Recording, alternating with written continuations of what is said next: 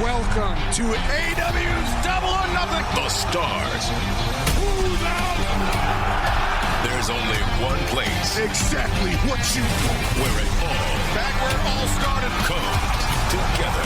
And only one man walks that winner. AEW Double or Nothing. Live Sunday, May 26th from the MGM Grand Garden Arena in Las Vegas.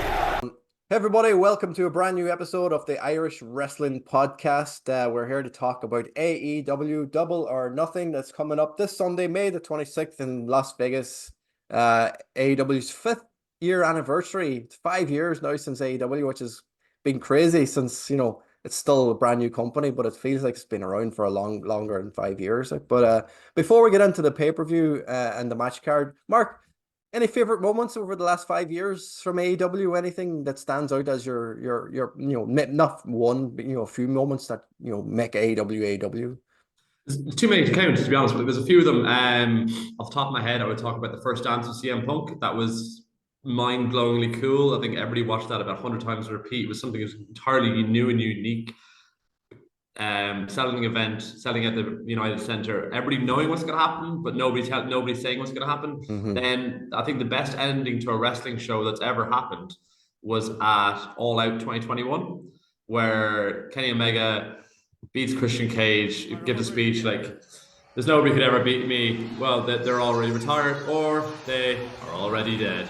Lights go out and it's all about the boom. Adam Cole baby comes out, then he super kicks Jungle Boy and he says, he's like, "Story time for Adam Cole baby," and then everybody's boo boo boo, we think that's it, and then Bryan Danielson's music hit and JR's like, "For the love of God, it's Bryan Danielson."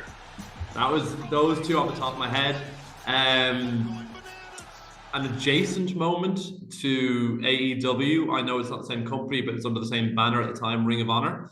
The first match, one of the best match I've ever seen live in person was FTR versus the Briscoe Brothers, Supercard of Honor, Dallas in 2022, the same weekend as WrestleMania. I was fortunate enough to be there in attendance, and it was absolutely incredible. It was the first ever AEW Ring of Honor show, because Ring of Honor is a subset of AEW, really, so I will include them in that.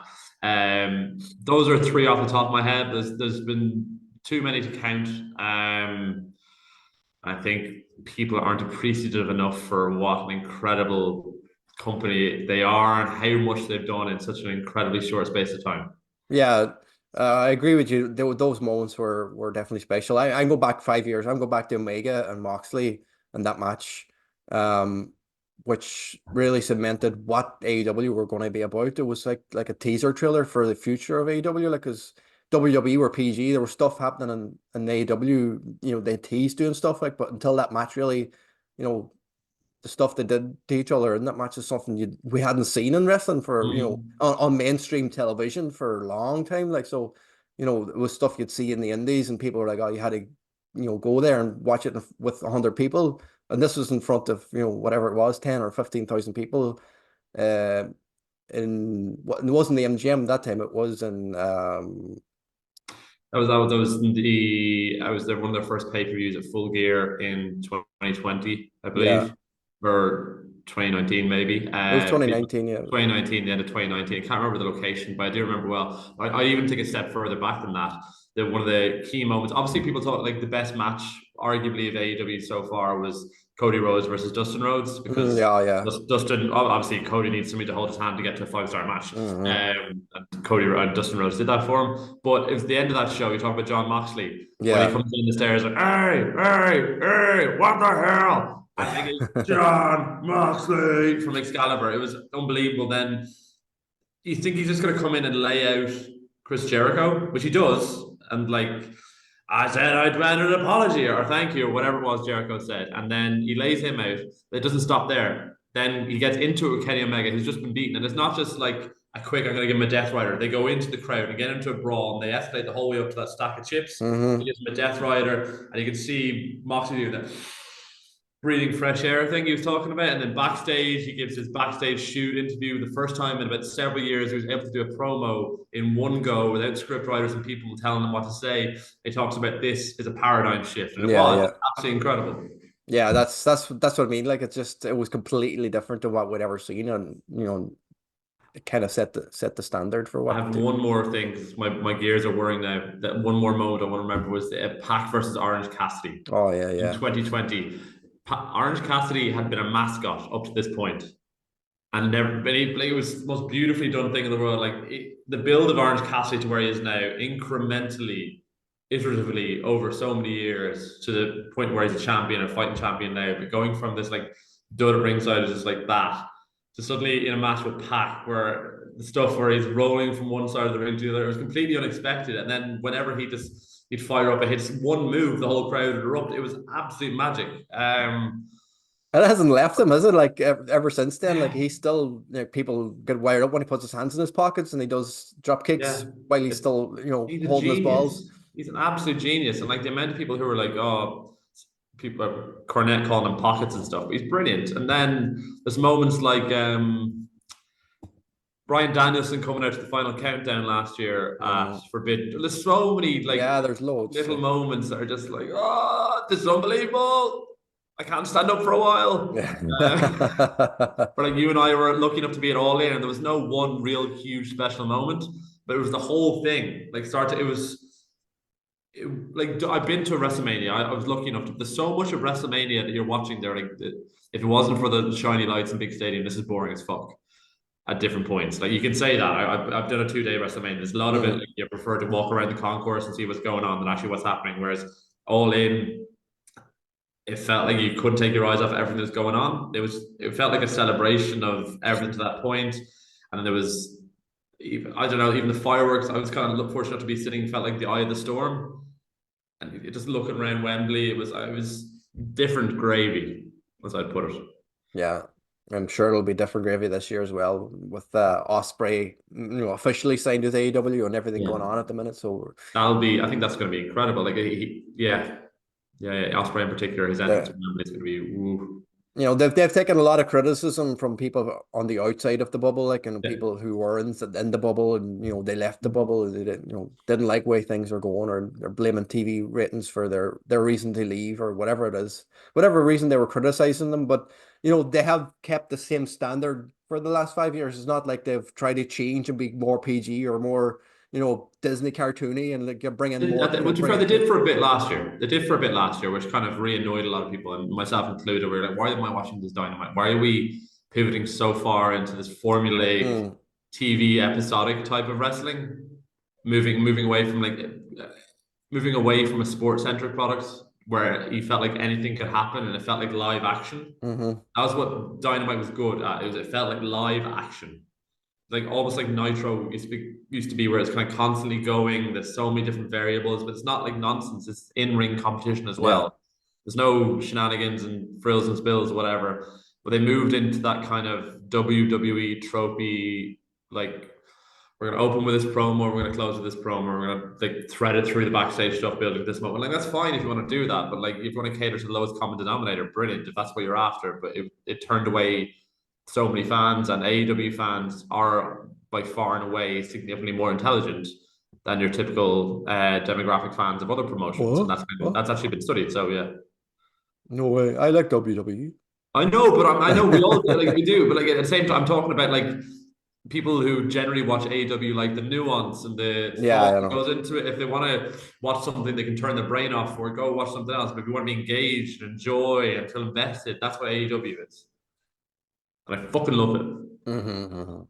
I wish more people would tune in and more people would go to the live shows and stuff. Like, it doesn't take away. That's entirely on AEW. Sorry, I know. They need to. That's not fleshing out their PR, operationals, marketing departments. There's so many basic things they can do strategically. Almost as if they need somebody with an MBA to come in. But there's a million and one different things they could do. Yeah. Well. There's a lot of things they're going to have to do this weekend because this card is fucking crazy. Before we get into that, just a little bit of news on the WWE side. So don't switch off if you don't like WWE. It's just regarding this weekend. Also, King and Queen of the Ring. You can't switch off. You were at the last pay-per-view for PLE for W. This weekend, King and Queen of the Ring tournament finals are happening. Our own Lyra Valkyria, Eva Valkyrie, whatever you want to call her, is in the finals against either Bianca Belair or Nia Jax. And the Triple H announced that the winners of the King and Queen will automatically get a world title shot of their choosing at SummerSlam. So there's a possibility at the minute that Lyra and Becky could be in a title match at SummerSlam, but the way the stories are planned out, we have, Liv Morgan is facing Becky at the pay-per-view, and it's possible that Liv Morgan could win it because they've been setting up her and Lyra and backstage stuff. So I'm not sure if that's big enough match to be at SummerSlam or not, but at least it's only one night this year. They've announced a 2-night SummerSlam happening in 2026 in Minneapolis. Consolation prize for getting robbed of WrestleMania. Is that 2026 or 2025? 2026. Right there. Hang on, right there. See that 26 there? Look over my shoulder. Very good. Yeah, I saw that yesterday. I obviously misread it. I assumed it's next summer, so it's 2 Yeah, years. they must have signed some deal with them. They apologize, but maybe I don't we're going to know. help you out in 2 years rather than helping you. Yeah. It's kind of a bit weird, but anyway. It's a runner of prize. At least you tried, kind of thing. Like, but 2 nights of SummerSlam, is that something that's a big gamble. It's a huge gamble. Like I mean, even okay, they tried to do Money in the Bank in Legion Stadium in Vegas a couple of years ago. They couldn't do it. They had to downgrade and move to the MGM Grand in Vegas, but they always half sold out the arena. So stadiums are a risk. Any stadium show they've done outside of WrestleMania, they've never got more than half. Yeah.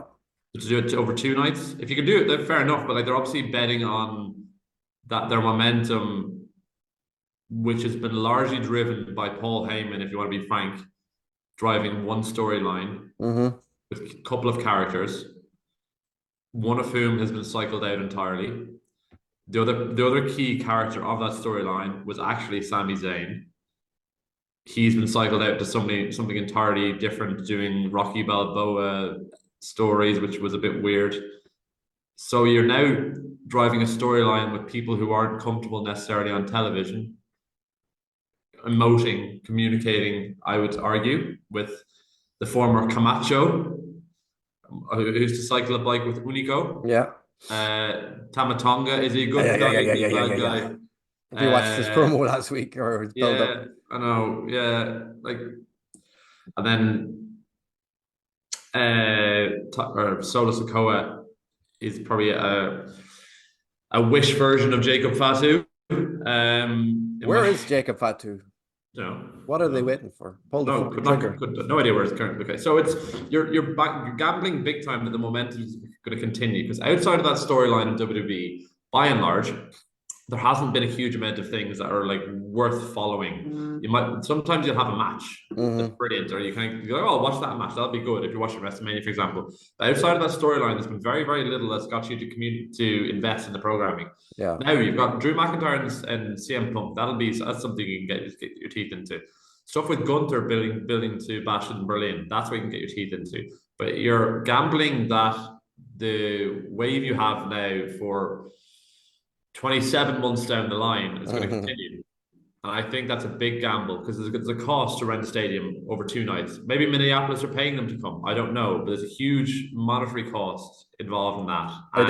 I did read something about that's something they're looking to do in the future is stadiums. But I mean, have the cities, put money towards them hosting it. But I mean, they got Cardiff to pay for the Clash at the Castle a couple of years ago, and that stadium was half full. Both of us were there. So I mean, if you're good, depends on what you're pricing it. If you're looking to sell out or even get half full Minneapolis 2 nights in a row, nobody's going to be fucking traveling from the UK and Ireland to go to Minneapolis. It's North America. It's very, very North American. Midwest, isn't it? Middle of nowhere. It's not going to be great weather or anything. It's SummerSlam, it might be all right, but you're not going to waste your summer holidays. It's not something you're going to invest a couple of grand in like you would go into WrestleMania. No. So you're more than likely not going to be getting that traveling contingent from Europe and maybe Australia and whatnot as you would typically for around March, April. Definitely not. So how are you going to, when that's a huge component of those who attend these shows, if they believe the people who go to WrestleMania are from North America, they're probably mistaken. So what you're gambling on an awful lot there. So in my view, it might seem foolhardy. It's a big risk to announce it this far in advance as well. It's if they're a couple of weeks after they announced Vegas, obviously Minneapolis had already been set in stone by the previous management, so they had to take it off them, so they had to give them something. But I don't know why they had to announce it right now. They could have waited till next year, or closer to the time they announce it. Like, but we'll see. I don't know what's going to happen. We don't know how WWE are going to be in 2 years' time. And like you said, they're going to have to build up a lot more people to be, build up a lot more storylines. Like Roman's story was 3 years long, and Cody's story was 2 years long. So, Yeah. they don't have Roman anymore to build up a 2 year long story, and Cody's story has already been told. So it's more now of, stop him actually fading off in the obscurity. People have gotten sick of him after a couple of months, and people are already wondering who's going to be next, and they're already planning out Gunther's title reign, and they're already planning out what else is going to happen. So we'll see. We're not here to talk about WWE anyway, so enjoy it if you're going to watch it. I'm not going to be able to watch it because I'll be at a wedding tomorrow. Nice. So Nice. even though I'm pinned up and full of drugs and got a fucked up neck, but I won't be Very high. I won't be able to drink, but I will be floating on my feet.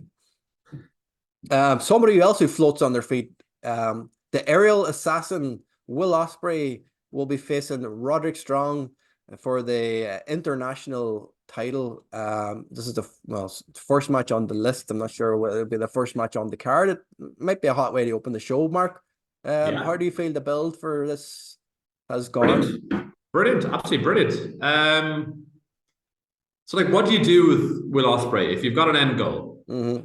If you've got an end goal of all in world titles, hypothetically, if that's your end goal, what the fuck do you do with him in between? So, like, he's winning matches left, right, and center. He's beaten Bryan Danielson, Konosuke Takeshita, and so many people.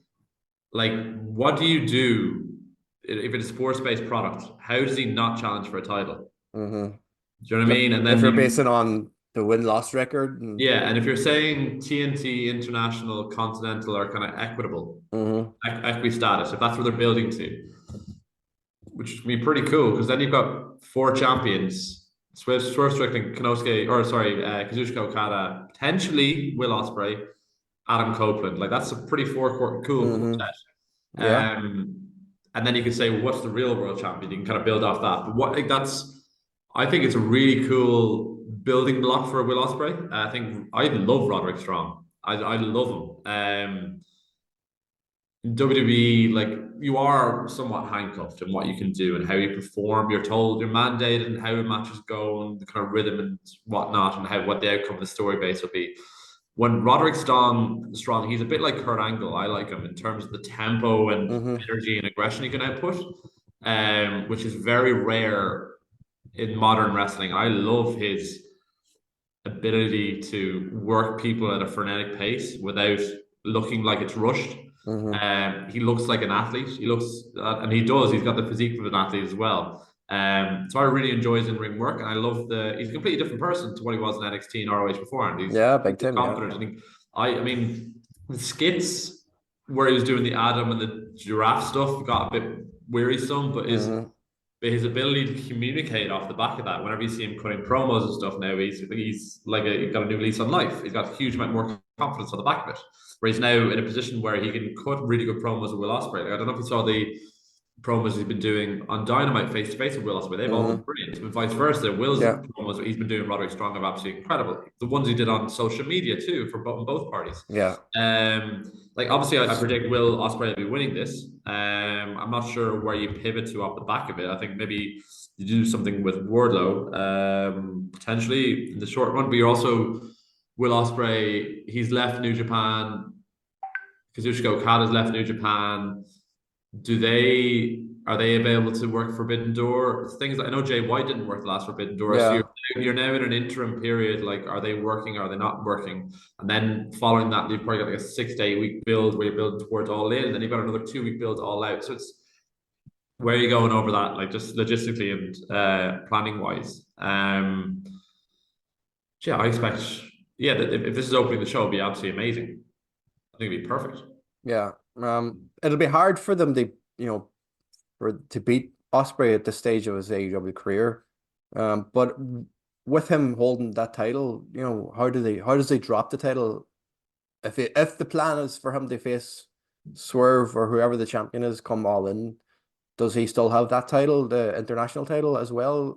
Is it, you know, if No, he no, wins the title, what yeah. do they do with him while he holds that title? Well, I would prefer if he did. Mm. Because then you can then merge the two titles. I think that'd be a pretty cool thing to do. I think you can at some point you can. I hope you would pivot the Continental Crown title. That would become like an annual prize. So then you've got two men's titles. Really, you go back to that TNT format. You can bin off one or two of them. Unifying titles, I think, is a good thing. If everybody's got a title, nobody's got a title, it devalues things. So yeah, that's be about my hope anyway.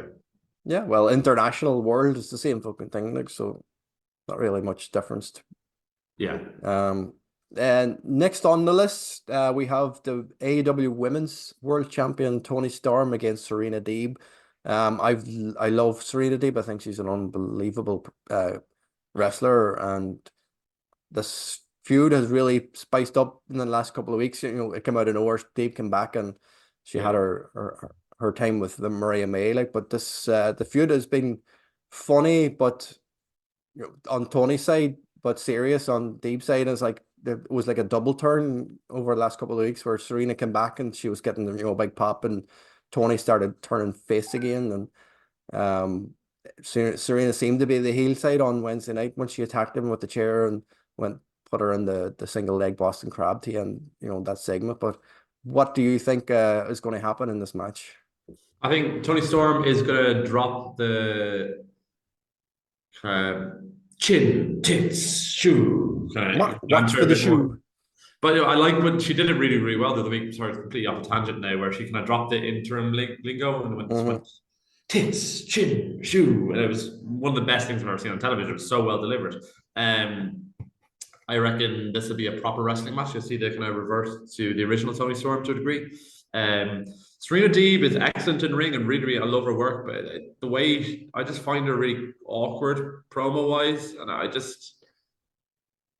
don't know, it's just been really awkward the last wee while since she's come back. The kind of promos and the way she delivers, kind of sitting down on steps and sitting on like her hands in her lap, and it just, I don't know, you're trying to be cool, you're trying to be tough. It just felt a bit weird, but this will be awesome. And Serena Deeb's got to come out with a big prediction. This will be the best women's match in AEW history. With the same card as Willow, Nightingale and Mercedes Moné, so that's a big call. But it could very well do. Do you think Serena's winning or Tony's retaining? Yeah, Toni Storm win. Yeah, I think so too. I don't think Serena as AEW Women's Champion would work.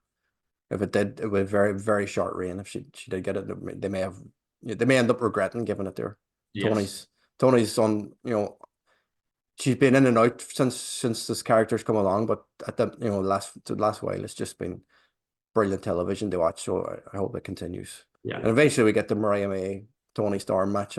That's, you know, going to happen eventually. Another title match on the line. Malakai Black taking on Adam Copeland for the AEW TNT Championship. Barbed wire steel cage match. Yeah. What? Exploding barbed wire death match. We had a barbed wire ropes match. Next, barbed wire cage match. Is the cage not enough? The steel cage in AEW is fucking cool. Is it to stop people getting in because people can always climb up the top of the cage and because there's no roof on it? Well, wouldn't it be just better to put a roof on it and stop people coming in? I don't know. I don't like spooky shit. What did you think of the bloodbath that Malakai received? I don't like spooky shit. It's spooky. It's more like somebody puking. Like, so when Edge started the fucking Judgment Day, I called them the House of Purple because they were a lift and shift copy of the House of Black. Now the Judgment Day aren't anything. They're people who've got a clubhouse in every arena and family drama. Sorry? It's family drama at the minute. Like, it's like, yeah, but like, but what are they? Beforehand they were spooky, but now what are they? I don't know. They've got a clubhouse everywhere they go. What the fuck is that? What's that about? Who gets them a clubhouse? Do they bring things with them? Do they set up the clubhouse themselves? Do they put up posters? What do they do? It's all a bit weird. Yeah. I don't know. I think Malakai Black will be forced to work by Adam Copeland, which is good because when he works, he's very, very good. He's difficult, he's awkward, and not enjoyable to watch. I expect Adam Copeland to win. Or do I? No, I don't. Do you? I think Malakai Black will win this. Some spooky shenanigans. I don't know. Maybe there'll be an apparition or something. I don't know. Maybe Malachi Black will vomit blood in him or something. I don't know. And that'll somehow melt Adam. I don't know. Melt the cage. Yeah, I don't know. I don't really understand. I don't really understand it. I liked Adam Copeland's delivery of his promo the other night the way he kind of articulated his thoughts. The blood thing's stupid, but I expect Malachi Black to probably win this. Where they go afterwards, I don't know. I think you're obviously getting to a point there by the end of the summer. You've got to get Adam Copeland and Christian Cage back together. Or do you? I don't know. I think there's, he's limited in the amount of time he has left in AEW, so it'd be a shame if they didn't. Yeah, so it's kind of So you're just wondering what's next. Yeah, I'm even though there's a barbed wire steel cage surrounding the ring, I'm still predicting shenanigans and somebody getting into the ring, and I think Kyle O'Reilly will end up costing Copeland the title, whether by decision or by accident. Yeah, he's entwined in the story somewhere. Yeah, that's good. That'd be good. Kyle O'Reilly's fucking awesome, by the way. Yeah, that match with Malakai was wicked. His combinations and his strikes, they're unbelievable. It's so cool. Yeah. He's so innovative in the way he's also got like a natural charisma about him, which I think is really, really cool. And you can the more you see him on TV nowadays, so I never really got him when he was in NXT. And they're trying to force that cool Kyle thing. Like when he was part of Red Dragon, that tag team in the Undisputed Era, you were like, okay, I get it because they're a class tag team, they're great at striking combos and stuff. But when they kind of split him and Adam Copeland doing their promo, Adam Copeland a lot of time can have very like contrived promos to me. They feel forced and unnatural. And the way he delivers them, it's very just too American for me. Do you know what I mean? It doesn't feel natural. Yeah. And Adam Copeland to a degree, it feels forced and like cliche wrestling. And Kyle O'Reilly was trying to compete with that, and obviously his scripted nature over there. So he kind of irked me. That's a good word for it. Irkle.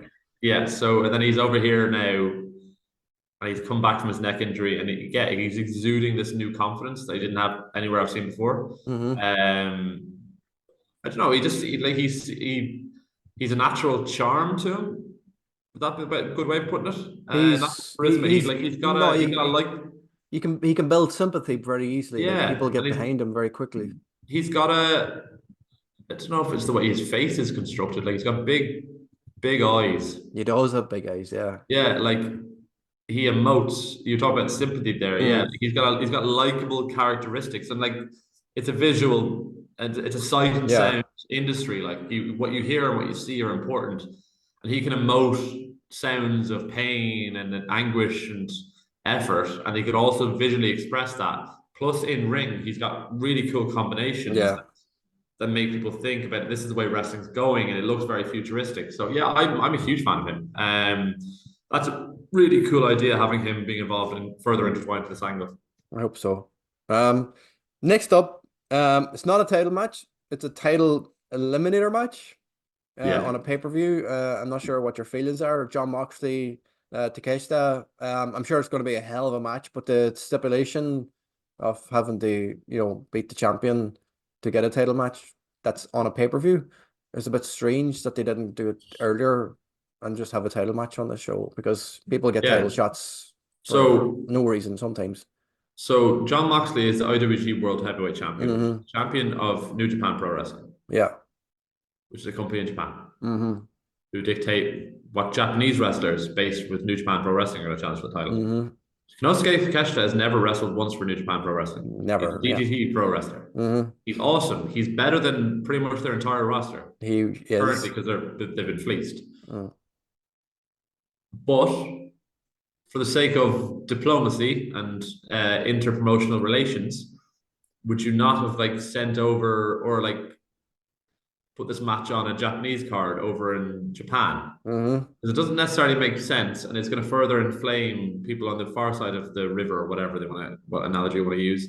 It could be a brilliant match, but like John Moxley's going to win because it's not a Is he though?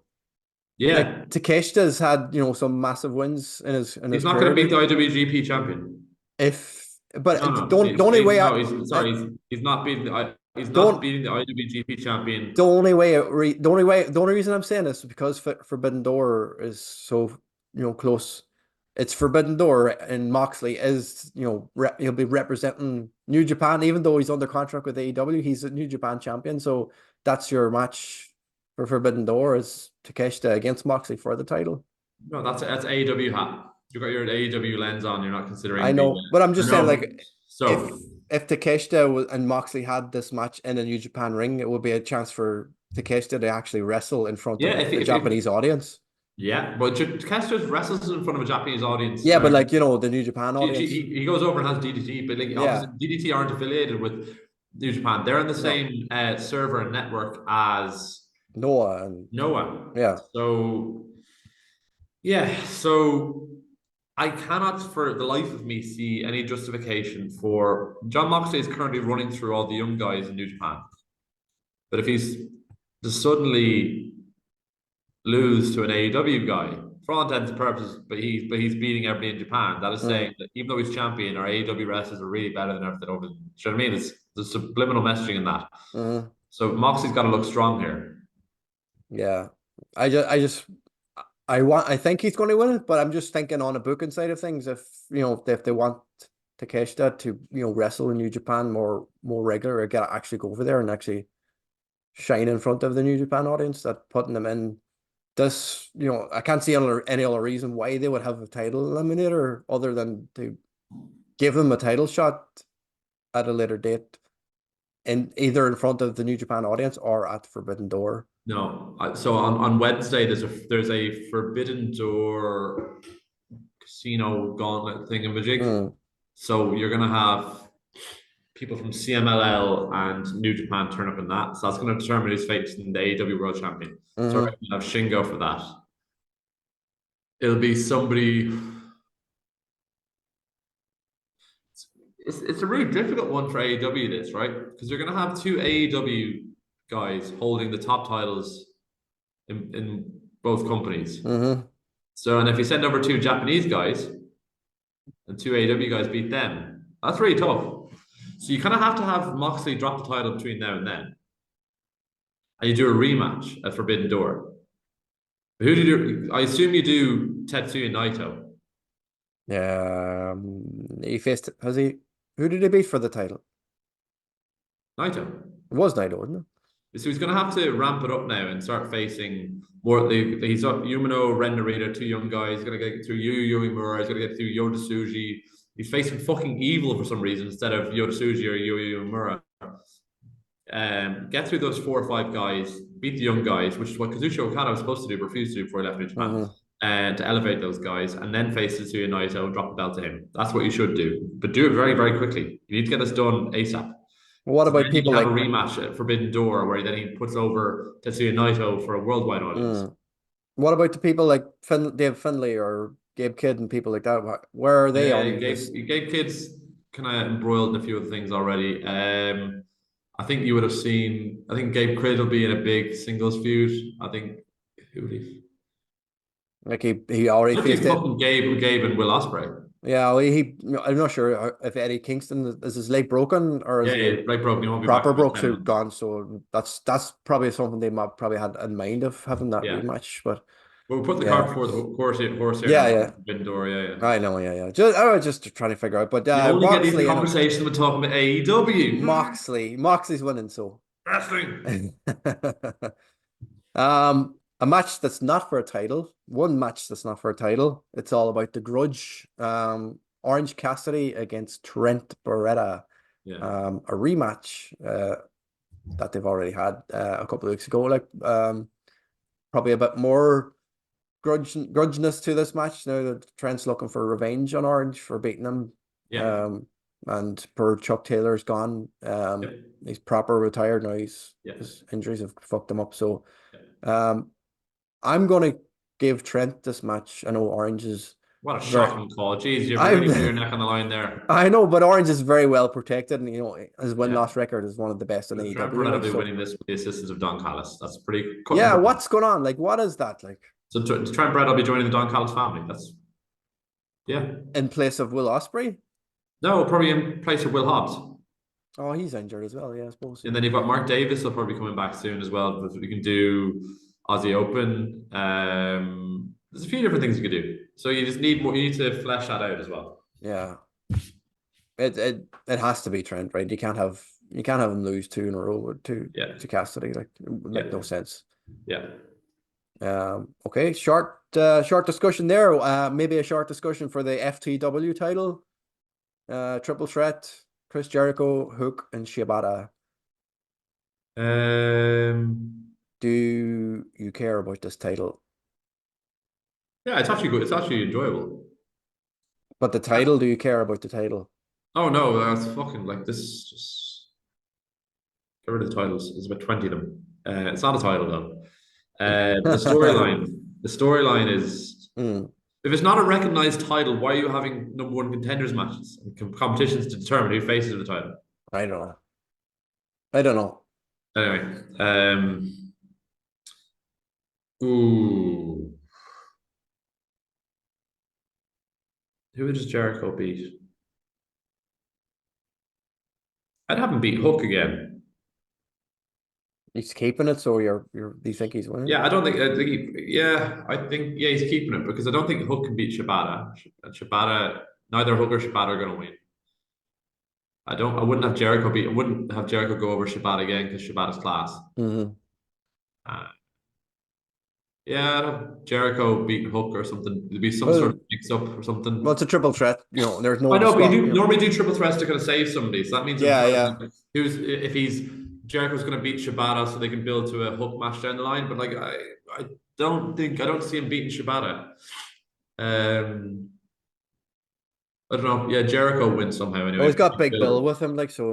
Big Bill, but then does the learning tree expand and somebody else jump in? Like Ricky Starks is not going to be in part of that. But no, definitely. Maybe Sammy Guevara comes in again because Sammy Guevara's got fuck all to do with himself. Mm-hmm.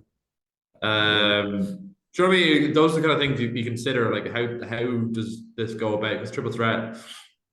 Why is there no rules in the triple threat match? I don't know. It doesn't make sense to me. Never has. Why have triple threat matches at all? Don't know. Never liked them. What did you think of the triple threat match on Dynamite? Did you see the finish of the double pin or the double submission? Shibata and both tapped out Brian Keith. Yeah, but it's happened so many times in wrestling where referees like just don't get awarded. Yeah. When I saw it, I was like, well, it's now in canon. Mm-hmm. So it's like you've now set a precedent. Do you know what I mean? Where if this happens in other storylines down the line, you have to remember that. Yeah. It's like if it was in a different company, grand, you accept that. Like it happened on NXT on Tuesday. They did the same thing. A triple threat number 1 contenders match happened, and instead of tapping out their opponent, 2 of them pinned them at the same time. A day apart. I'm presuming AEW had it planned out for a while, the finish, like, and NXT. I don't know whether people in NXT got wind of it and decided to do it first, but it's a bit freaky that it happened, 2 nights apart. Yeah, wrestling is always best when it's one side against another. Mm-hmm. One team against another, when one group against another, one man against another. When there's multiple sides, it just becomes messy. Yeah. Clunky. Yeah. So Jericho's winning. Jericho's winning somehow by some sort of nefarious means whereby somebody else will come in and assist him and Big Bill to win.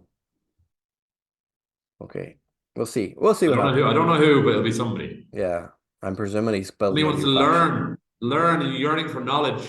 What that tree of wisdom in the Jericho vortex? Never know. Could be a surprise return. Somebody who's been out injured or. Yeah. I predict Sammy Guevara. Yeah, I'd probably him. Not like they've never teamed up before. No. Something new was good. Next up was trios match. the Unified Trios Championships, the Bang Bang Gang against Death Triangle. Yeah. I'm not sure if you caught what happened on Wednesday during the promo. Whatever Jay White was saying, somebody in the crowd shouted out, "Who wrote this shit?" When he was talking about Pac. I'm not really sure what the promo was about. But it brought back Death Triangle. They're back together again. Ray Phoenix. Triángulo de la Muerte. Oh, okay. Your Spanish is better than my English. You're from Donegal. God bless you. Ulster Irish, this is it. Ulster. Everybody done Ulster Irish in their oral exams. Yeah. I think it'd be good. I like the Guns a lot for what they can do, but when they need to be able to put like restraints on them, because when they lean too far into the comedy shtick and the kind of panto stuff. Do you know what I mean? They can do the panto low hanging fruit WWE 90s stuff too much. I want them to be serious tag team as villains, because Jay White's fucking awesome, but he needs people who are serious around him. Otherwise, it brings you down. Who you surround yourself as a reflection of yourself, as people as a turn of phrase. That kind of looks like that way. As an aside, Pac has been brilliant the last little while. Yeah, he's really, really cool. His promos and everything. He's obviously, I think he was really, really unwell while he was off, and there was a couple of close near shaves, I think. But he's visually looks very different. His face is a bit more filled out. His body's not as swollen and is not as defined. So he may have changed up his supplementation or whatnot. You can make of that what you will. But like amino acids. He probably looks a bit healthier, not being as big as he was. Whatever knock-on effect. Sorry, blow my nose. I think it's really cool. It's brilliant to see Ray Phoenix back. Hopefully featured more regularly. Who looked jacked as well. Yeah. So I think it'd be good. I just pray they get rid of the numerous belts that they all carry. He had a fucking wagon with them. I know, oh my god, this is like John Moxley fucking years ago with that putrid shite. This wagon of weapons, like a wagon. Who the fuck? It's not disrespectful to the titles. Like the whole point of the titles is you wear it proudly as champion. You wear it around your waist so everybody can see it. Why would you carry it? I don't know. The unified titles, I was hoping meant there's just one title left. Why didn't they just give him the one belt? I don't know. But they did give him the one belt. They just retained the other two sets of belts. Yeah, but it makes no sense. I don't know. They're just being trolls. I think for the sake of it. Who's winning? Bang Bang. Yeah. Is it time? But is it time for Jay White to be a single star? What does he do? Who's he go with? Put him on a streak where he goes out and just. If he loses, that means he loses again. Eventually, like everybody loses. Like, but I mean, put him on a winning streak. How do you pivot out him from the Bang Bang Gang in a trio setting? Have them lose the titles and the Guns turn on him, and I don't know, just Robinson comes back. Or something. I fucking love Jay White. It's just it's heartbreaking. I have just Robinson come back and attack him for turning his back on and not coming to look after Juice when he was out sick or whatever is going on, like just some sort of story, and then have them in a singles feud and just have Jay go on a rampage up until like Full Gear or something and be like I don't know whether he's challenging over the title or not, but just have him as a single star because he's not getting a chance to be the Jay White that we watched in New Japan there. It's all good tomorrow, but listen, it'll be a brilliant match regardless. Oh yeah, it'll be unbelievable. I love the athleticism of the Guns, just in terms of their ability to bump and feed and sell, and just I absolutely love it, and just wish they didn't have somebody from the 1990s telling them what to do. I wish they had like Arn Anderson with them in their ear. Do you know what I mean? Something just a bit more like focused. Yeah. Be serious. Not being clowns. You're not new generation or degeneration or whatever, new age outlaws or whatever nonsense was. But anyway, they'll have to change their name so if they want to do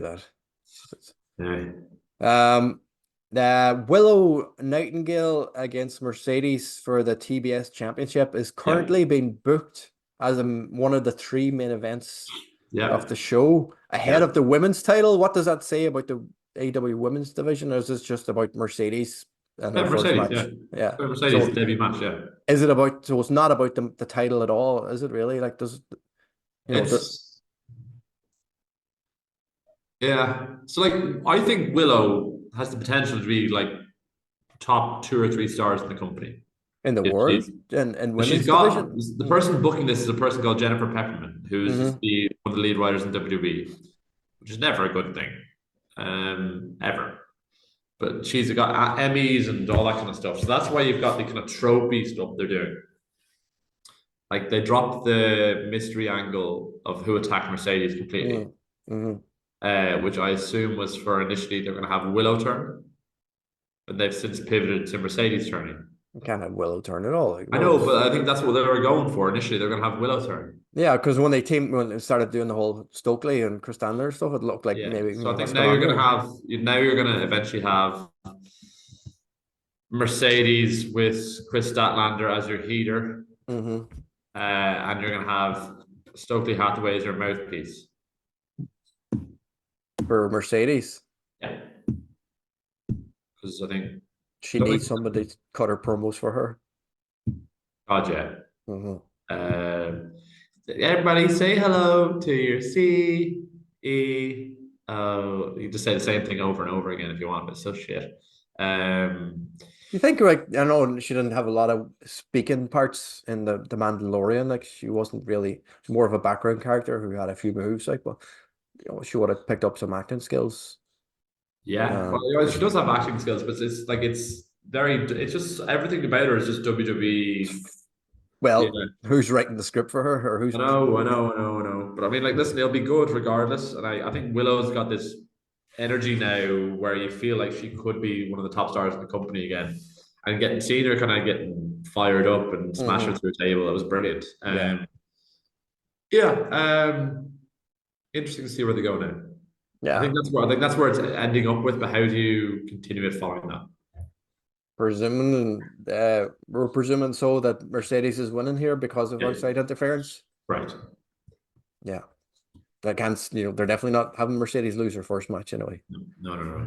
Should be fucking hilarious. But it will protect Willow enough where she can get revenge on Chris Statlander and Yeah.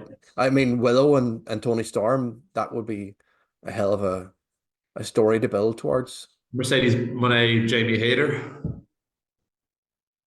There's lots there. Britt Baker's, I don't know when she's due back, but there's a lot there they can build on, and keeping Willow strong after this will be good as well. Anarchy in the arena match. We saw on Dynamite, Darby Allin got dropped off by the boss, the actual boss, not the CEO, holding a flare gun or a flamethrower. You were aging yourself and showing your age really badly and had such, like, you're not realizing what generations use TikTok and Twitter, Jerry. I use TikTok. I've got 10,000. We've got TikTok. We go to TikTok right now. Go look at Irish Wrestling 8. We have over almost 11,000 followers and nearly 10 million views on our TikTok channel. So go and check it out. Incredible. Clip that. I want that plastered everywhere.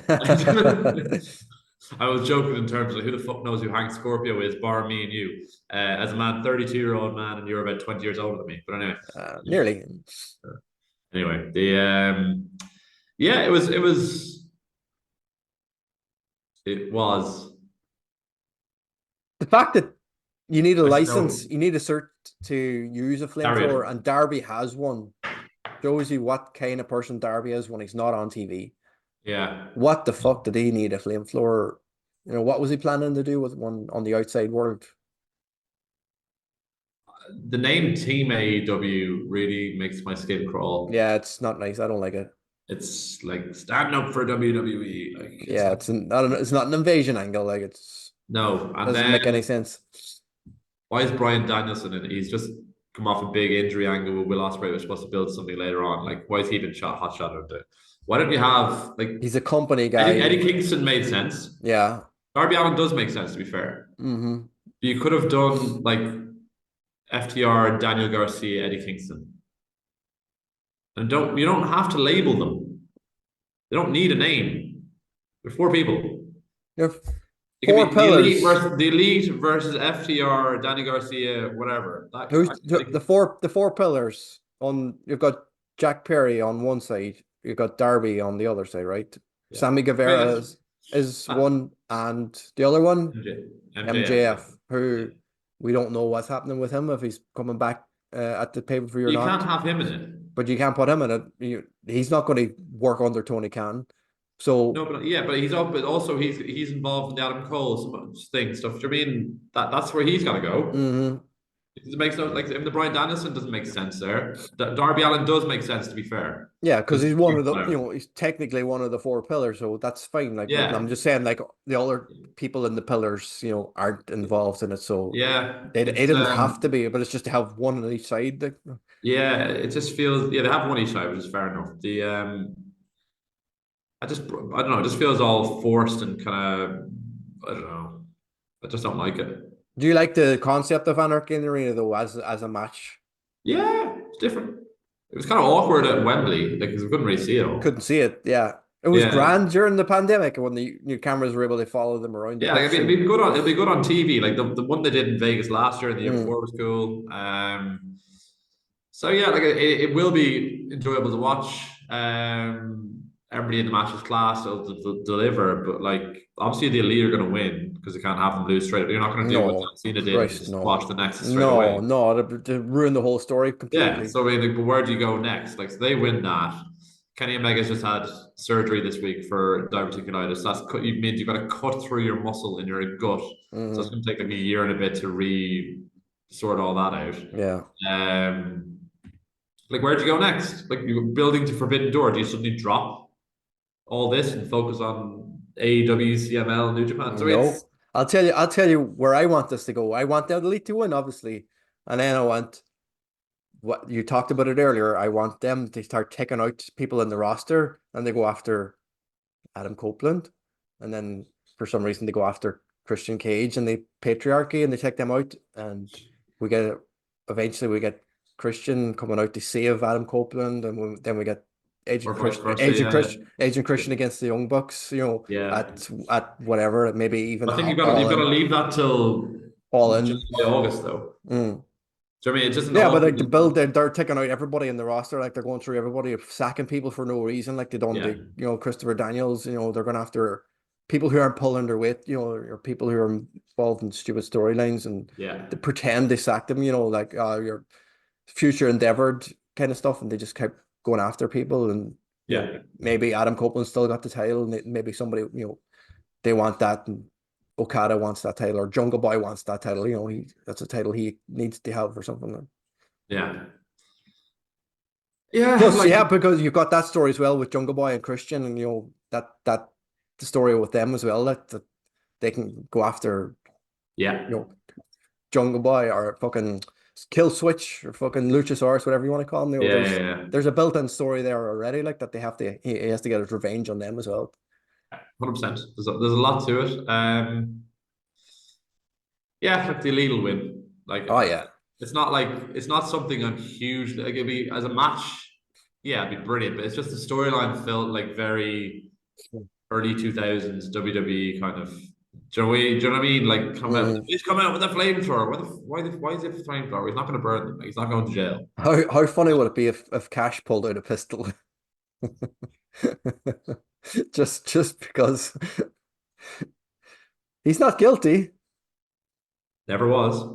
But it's funny, just in the locker room or something, and he pulls out his bag. He's like, just his carrier permit or in a holster walking around with it. It would be something they would do just for the laugh. No, I don't know if he would now, but that'd be good. So the Elite win. There's a lot in this card. We just kind of know what's going to happen to a degree. It'll be awesome, but and you'll be enthralled watching it. But it's not something that gets you excited ahead of time. Yeah, no, obviously it's just going to be utter chaos. It's not something that you're going to be. It's just like pull out the popcorn and just sit back and chill out. Secondary, it's like the Daniel Bryan Danielson's last several months. So you're like, do I want him in this? No, I want him to do this. I want him to do that. I want him only in singles matches where he's winning everything. Yeah. Kidnap his children. What? Well, don't let this man retire. We'll talk about it later on in the year, but I'm curious to see what to do. From his daughter. Don't let this man retire. I'm curious what to see to do with him in the future, with his retirement for All In or something like what. I'm not sure when exactly he's due to retire. Is it after All In or? He's going to be finishing up at Wrestle Dream in Tacoma Dome where he's from, Washington. Right. Yeah, 20,000 seater arena. Pretty cool. Long as a flight to Washington. Seattle. Yeah, I always wanted to go to Seattle. I'll pull out Fraser Crane. I'll pull out my Pearl Jam t-shirt and fly out there. Showing my age, Mark. Come on. You are. I was just thinking that. Yeah. Last advertised match on the card: Swerve Strickland, along with returning Prince Nana against Christian Cage, and the Patriarchy will be in and around the ring. There's nobody banned from ringside, and there's no stipulations. It's just a one-on-one singles match for the AEW World Championship. So like Swerve wins, this will be a brilliant title. So I've got two things on this, right? Like Swerve's obviously going to win, and then secondly, he already feels like somebody who needs the belt. He's struggling to equal the status of the belt, right? Currently, this is my own head. Other people think he's the man. As I'm just saying, for me, I personally would have Mercedes Moné, Willow, Nightingale main eventing because it feels bigger to me. Just feels that way. But you also, by putting him secondary, you're devaluing him and kind of confirming your bias and your thoughts and preconceived notions around it. So what do? Do you put him on last with a kind of a foregone conclusion result like the last one? Like I thought the last match was kind of disappointing to me, just purely because I knew what was going to happen.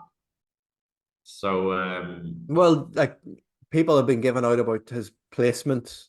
Yeah, in Dynamite for the last few weeks, and he's in the middle of the show. Like he's not closing the show, he's not opening the show, he's just in between. And it's probably there to try and they put a countdown timer on last week's episode of Dynamite where he was due in like 58 minutes or something, and trying to keep people to tune in or come back in 58 minutes and see him in action. Like, but if he isn't going to be main eventing shows like that, there's a reason.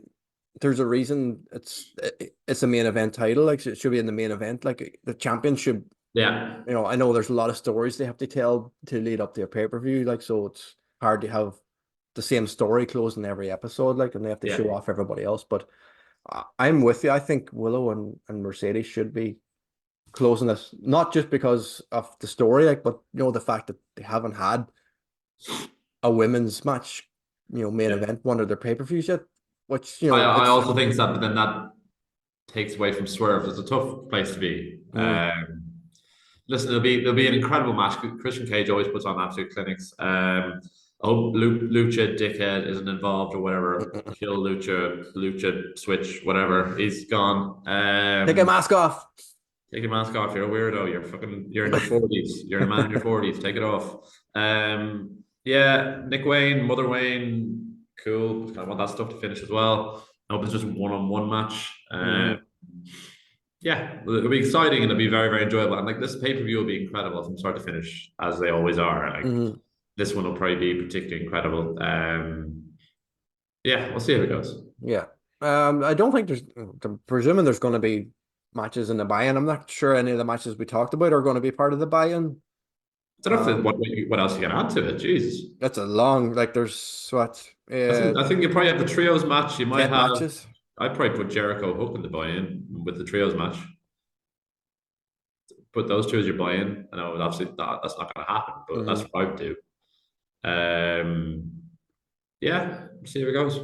Yeah, looking forward to it. It's going to be a hell of a show, and I can't wait. I'm sure we'll be back next week or the week after. We'll run through our thoughts on it and the future after, like maybe build up towards Forbidden Door as well. So there's a lot going on, and we'll be talking about it every month for the rest of the year and many years beyond until Mark decides what he's going to be doing, whether he's going to be on the other side or he's going to be on this side. Maybe he'll be somewhere where he can't talk about AEW. You never know. You never know. But thanks a lot, guys. Thanks for joining the show. As always, like, comment, subscribe. Check out our channel. Mark's had a shitload of interviews over the last month with WWE stars and stars from all around the wrestling world. So go and check them out. And like I said earlier, go to our TikTok channel. We have nearly 11,000. You could be the 11,000th person to follow us. If you are, maybe we'll do something. And we'll be back next week to review this and some other Irish wrestling stuff. So check you on the next one, guys. See you later.